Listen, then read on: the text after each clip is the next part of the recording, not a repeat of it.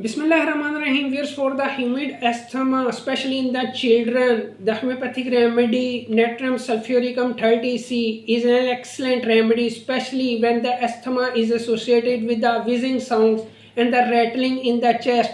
This remedy can be used 2 drops in a spoon water thrice daily for some period. It can be used. Viewers, I'm Dr. Nasim Iqbal Guman, senior licensed homeopath for the last 30 years. Chronic disorder is my specialty.